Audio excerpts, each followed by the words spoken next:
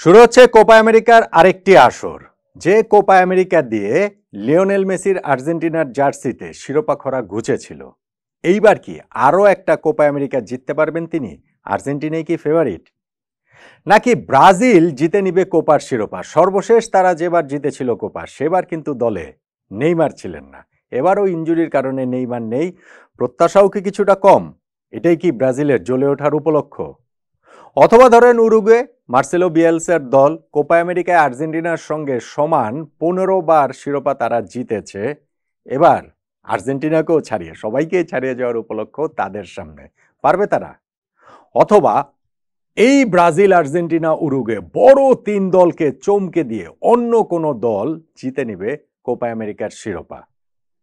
Tournament শুরু হওয়ার আগে যদি একটা পাওয়ার র্যাঙ্কিং করি, তাহলে সেখানে কোন দলকে কোথায় রাখবো? টপ টেন না, টপ 5 করি, কারণ 16টা দল নিয়ে টুর্নামেন্ট, সেইখানে বেশিরভাগ দলই আসলে শিরোপা জয়ের মতো না, কম্পিট করার মতো নয়। সেই কারণে টপ 10 করলে খুব বেশি বাড়াবাড়ি হয়ে যায়। টপ 5 করি। এবারের কোপা আমেরিকা জয়ের ফেভারিট কোন 5টি দল এবং সেই দলগুলোকে কোথায় কোথায় আমি রাখছি, আমার সঙ্গে আপনি মিলিয়ে নিতে পারেন।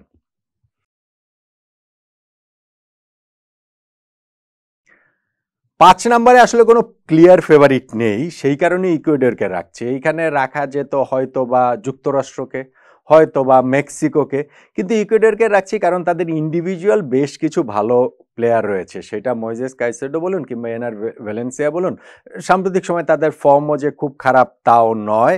তারা বি গ্রুপে পড়েছে, যেই গ্রুপটা তুলনামূলক একটু সহজ হবার কথা কোপা আমেরিকাতে, যেখানে হচ্ছে গিয়ে ওইখানে মেক্সিকো রয়েছে, যেই মেক্সিকোর দলটা সাম্প্রতিক সময়ে তাদের পারফরমেন্স হচ্ছে গিয়ে মোটেই আপ টু দ্য মার্ক না।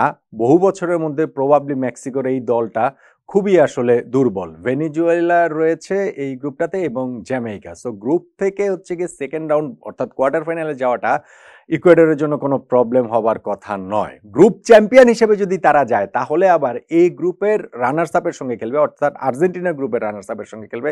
সেক্ষেত্রে তো সেমিফাইনালেও চলে যেতে পারে, অ্যান্ড দেন হু নোজ। সেই জন্যই অন্য যেহেতু আউটস্ট্যান্ডিং কোনো ক্যান্ডিডেট নাই, সেই কারণেই আমি এই ইকুয়েডরকে রাখছি ফেভারিট র্যাঙ্কিংয়ে 5 নম্বরে।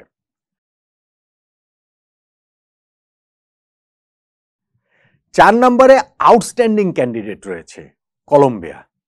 দারুণ ফুটবল তারা খেলছে সাম্প্রতিক সময়ে।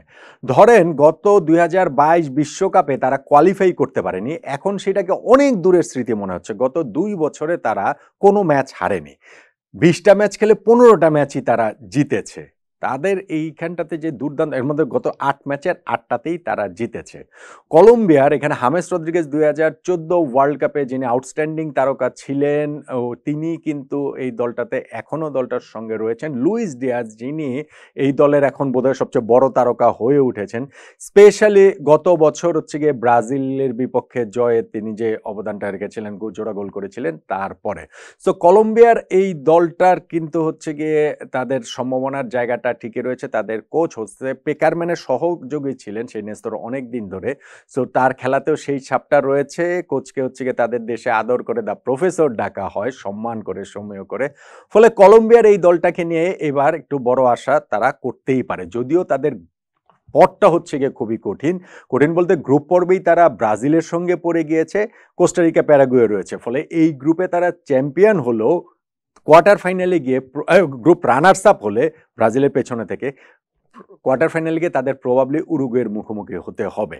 আর সেটা যদি মানে ব্রাজিলকে টপকে গ্রুপ চ্যাম্পিয়ন হতে পারলে তো তখন তাদের পথটা আর একটু সহজ হবে। সো কলম্বিয়ার ওই গ্লোরির পথে পথটা মোটেই সহজ নয়, কিন্তু তারা যেই ফুটবলটা সাম্প্রতিক সময় খেলছে সেই কারণে তাদেরকে 4 নম্বরে রাখছি।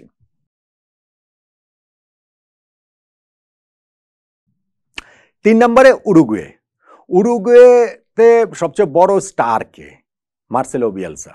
সত্যি সত্যি তার ওই বিয়েলসা বলে পাগলা কোচ, খ্যাপাটে কোচ, তার তো হচ্ছে গিয়ে ফুটবল ফিলোসফিটাই তিনি কোচিংয়ের অনেক অনেক কোচকে তিনি তার ওই ফিলোসফি দিয়ে উদ্বুদ্ধ করেছেন, তার মধ্যে পেপ গার্ডিওলাও রয়েছেন। সো সেই বিয়েলসা যখন এখন উরুগুয়ের কোচ, সেই উরুগুয়ে গত বছর কিন্তু ব্রাজিলকে হারিয়েছে, আর্জেন্টিনাকে হারিয়েছে। আর্জেন্টিনা ইনফ্যাক্ট গত ওয়ার্ল্ড কাপ জয়ের পরে যে একটা মাত্র ম্যাচ হেরেছে, সেইটা এই উরুগুয়ের কাছে। উরুগুয়েতে এখনো এডিনসন কাভানি নেই, কিন্তু এখনো কিন্তু লুইস সুয়ারেজ রয়েছেন, যদিও তাদের হচ্ছে হচ্ছে গিয়ে মূল স্ট্রাইকার এখন ডারউইন নুনেজ, সঙ্গে ফাকুন্ডো পেলেস্ট্রির মতো ইয়াং ফুটবলার রয়েছেন এখানে ফেডে ভালভার্দে, রোনাল্ডো আরাহু, ওইখানে রিয়াল মাদ্রিদ বার্সেলোনাতে যারা খেলেন এরকম প্লেয়াররাও কিন্তু উরুগুয়ের রয়েছে। ফলে তাদেরকে এবার গোনার মধ্যে ধরতেই হবে শিরোপা জয়ের ক্ষেত্রে। আর যখন আপনি হিসাব করবেন যে এই বছরটা হচ্ছে গিয়ে তাদের প্রথম অলিম্পিক গোল্ড মেডেল 1924 সালে জয়ের 100 বছর পূর্তি, সেইটাকে তারা একটা খুব আলাদা করে ভ্যালু করে। সো সেক্ষেত্রে এই শতবর্ষে, অন্যরকম একটা শতবর্ষে তাদের ভালো করার সেই তাড়নাটা আরও বেশি করে থাকবে নিঃসন্দেহে। সি গ্রুপে তারা পড়েছে, সেই গ্রুপটা থেকে তাদের হচ্ছে গিয়ে মানে গ্রুপটা থেকে থ্রু করাটা তাদের জন্য খুব বেশি কঠিন হবার কথা নয়, কিন্তু পথটা কঠিন। এমন হতে পারে যে ওই সেকেন্ড রাউন্ডেই মানে কোয়ার্টার ফাইনালেই কলম্বিয়ার মুখোমুখি হয়ে যেতে পারে, সেমিফাইনালে ব্রাজিলের মুখোমুখি হয়ে যেতে পারে, তারপরে ফাইনালে গেলে হচ্ছে গিয়ে সেটা অন্য সাইড থেকে যেই দলটা উঠে, প্রবাবলি আর্জেন্টিনা। সো সেক্ষেত্রে উরুগুয়ের পথটা কঠিন কিন্তু অসম্ভব নয়। তাদেরকে আমি ফেভারিট র্যাঙ্কিংয়ে 3 নম্বরে রাখছি।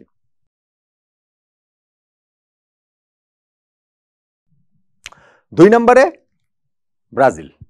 ব্রাজিলকে 2 নম্বরে রাখছি কারণ ব্রাজিলের গত বিশ্বকাপের পর থেকে এত একটা উত্থান পতনের ভেতর দিয়ে যাচ্ছে, আসলে উত্থান পতন না, আসলে পতনের ভেতর দিয়ে আসলে গিয়েছে। একের পর এক তাদের কোচ চেঞ্জ হয়েছে, কার্লো আনচেলত্তির জন্য ওয়েট করেছিল, সেটা হলো না, ফুটবল ফেডারেশনে ঝামেলা, ফিফার ওইখানে মানে ফেডারেশনে এলোমেলোর ওই জিনিস নিয়ে হচ্ছে গিয়ে নানান কিছু হয়ে গেছে, মাঠের পারফরমেন্সও সেটার অবধারিত প্রভাব পড়েছে। লাতিন আমেরিকার বিশ্বকাপ বাছাই পর্বেও তারা এখন অনেকখানি পিছিয়ে রয়েছে। তবে ডোরিভাল জুনিয়র কোচ হিসেবে আসার পরে কিন্তু এই শিপটাকে একটু স্টেডি করেছেন বলে মনে হচ্ছে। দলে তো আর অ্যাটাকিং ট্যালেন্টের স্পেশালি কোনো অভাব নেই, সেইটা ভিনিসিয়াস বলুন, রদ্রিগো বলুন, অথবা এইবারের কোপার ব্রেক থ্রু স্টার হতে পারেন যে এনড্রিক, রিয়াল মাদ্রিদের নাম রেখেছেন এবং ব্রাজিলের জার্সিতেও যে তার ডেবু হওয়ার পরে তিনি দেখিয়েছেন তিনি কি করতে পারেন, সেটা ইংল্যান্ডের বিপক্ষে ওয়েম্বলিতে গোল বলুন কিংবা স্পেনের বিপক্ষে বার্নাবুতে গোল বলুন। তো সবকিছু মিলিয়ে এই দলটাকে আসলে আপনার হিসাবের মধ্যে মানে তারা চাইবে হচ্ছে কি তাদের ওই গ্লোরি ডেটাতে ফেরার জন্য। সর্বশেষ 5টা যে কোপা আমেরিকা তারা খেলেছে, সেই 5টা কোপা আমেরিকা তারা মাত্র একটা শিরোপা জিতেছে।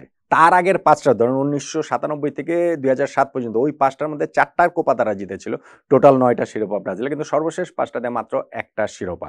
সো তার উপরে তারা পড়েছেও হচ্ছে গিয়ে ওই ড্রয়ের কঠিন সাইডটাতে, সেটা গ্রুপ পর্বে কলম্বিয়া, কোস্টারিকা, প্যারাগুয়ে থেকে শুরু করে কোয়ার্টার ফাইনাল, সেমিফাইনালও ওই যে আপনার হচ্ছে গিয়ে ওই উরুগুয়ের বাধার মুখে হয়তোবা ওই জায়গাটাতে পড়তে হতে পারে উরুগুয়ে, যুক্তরাষ্ট্র। সবকিছু মিলিয়ে তাদের পথটা সহজ হবে না, সেই কারণেই তারা আসলে 1 নম্বরে নেই, সেই কারণেই ব্রাজিল এই ফেভারিট র্যাঙ্কিংয়ে 2 নম্বরে। আর 1 নম্বরে আর্জেন্টিনা, প্রত্যাশিতভাবে ওভারওয়েলমিং ফেভারিট। আর্জেন্টিনা এই জাতীয় দলের যে সাফল্য খরা, জাতীয় দলের যে নিয়ার মিস, এইটা তাদের একটা দীর্ঘদিনের সঙ্গী হয়েছিল। সেই 1993 সালে কোপা জেতার পরে 2021 সাল, অর্থাৎ এই 28 বছরে তারা কোনো মেজর শিরোপা জিততে পারেনি এবং সেই 2021 সালে কোপা জয়ের পর পরের বছর ফিনালিস্টমে জিতেছে, এরপরে তো ওয়ার্ল্ড কাপই তারা জিতেছে। লিওনেল মেসির এইটাই কি শেষ বড় টুর্নামেন্ট কিনা সেইটা মেসি নিজেও আসলে নিশ্চিত না। আমি আর্জেন্টিনার টিম, যেহেতু আর্জেন্টিনা ফার্স্ট খেলা, তাদেরকে আলাদা একটা ভিডিও আসলে করেছিলাম, সেখানে আর্জেন্টিনা নিয়ে আরও বিস্তারিত আলোচনা রয়েছে। তবে লিওনেল স্ক্যালোনের এই দলটা মোটা দাগে 2022 বিশ্বকাপেরই তাদের হচ্ছে গিয়ে ওই মানে কি বলে চলে ব্যাকবোনটা রয়ে গেছে, সেই দলটার ছাপটাই এখানটাতে প্রবলভাবে। যদিও এখানে ধরেন আপনার আলেহান্দ্রো গার্নাচো কিংবা কার্বনির মতো এক্সাইটিং ইয়াং প্লেয়াররাও রয়েছেন। সো মেসি, ডিমারিয়ার আবার এটা last tournament, last in fact Argentina jersey গায়ে, এরপরে তিনি অবসর নিচ্ছেন। সো আর্জেন্টিনার এইখানটাতে তারা যে গ্রুপটাতে পড়েছে সেইটাও বেশ সহজ গ্রুপেই তারা পড়েছে। আর্জেন্টিনা আর এইখানটাতে হচ্ছে গিয়ে কানাডা, চিলি এবং পেরুর সঙ্গে। ফলে সেকেন্ড রাউন্ডে যাওয়া বলুন, মানে কোয়ার্টার ফাইনাল যাওয়া বলুন, সেমিফাইনাল বা ফাইনাল পর্যন্ত, কারণ গ্রুপের তারা আবার সহজ সাইডটা তো পড়েছে, এ বি গ্রুপ মিলিয়ে তো সহজ সাইডে পড়েছে। অন্য সাইডে তাদের ধরেন হচ্ছে গিয়ে আমি যেই এই র্যাঙ্কিংটা করলাম সেখানে 2 নম্বরে ব্রাজিল, 3 নম্বরে উরুগুয়ে কিংবা 4 নম্বরে থাকে কলম্বিয়া। এদের কারো মুখোমুখি কিন্তু আর্জেন্টিনাকে ফাইনালের আগে আসলে হতে হবে না। সো আর্জেন্টিনা এইবারে শিরোপা জয়ে অন্য দলগুলো হচ্ছে এগিয়ে আছে, শুধু এগিয়ে নাই, অনেক ব্যবধানে এগিয়ে রয়েছে। তারা এইবারে যদি ফাইনালে অ্যাটলিস্ট উঠতে না পারে, সেইটা হবে একটা বিরাট বড় চমক যদি ফাইনালে উঠতে না পারে। ইনফ্যাক্ট শিরোপাই এই আর্জেন্টিনার দলটার জেতা উচিত টুর্নামেন্ট শুরু হওয়ার আগে। তারা এইবারের শিরোপা জয়ে ওভারওয়েলমিং ফেভারিট। তাহলে কোপা আমেরিকায় আমার যে টপ 5 র্যাঙ্কিং টিম পাওয়ার র্যাঙ্কিংয়ে শিরোপা জয়ের ক্ষেত্রে, সেই দলগুলো হচ্ছে গিয়ে 1 Argentina, 2 Brazil, 3 Uruguay, 4 Colombia, 5 Ecuador. আপনারও কি ফেভারিট র্যাঙ্কিংটা এরকমই নাকি আপনার ফেভারিট র্যাঙ্কিং অন্যরকম? জানাবেন নাকি? স্পেশালি ব্রাজিলকে কি 1 নম্বরে রাখবেন নাকি? আপনার মতামতটা জানান প্লিজ।